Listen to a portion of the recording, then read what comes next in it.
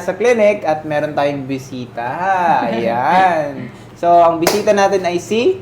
Henna. Yan. So, si Henna or si Miss Henna ay kung hindi nyo na itatanong, siya ang mabuting kabiyak ng puso ng ating idol na si Erickson Gabay or si Ripper. Yan, si The Ripper. Yan.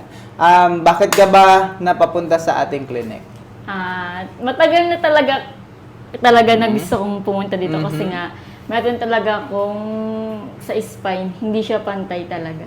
So ayun nga, dala ko rin yung x-ray kasi nagpa-x-ray ako. Yes. Para makita rin nyo at saka ni Coach Asa. Yes. So titignan natin kung ano yung status ng kanyang spine. Kasi nakita dito sa ating x-ray at napansin niya na noon ang kanyang scoliosis.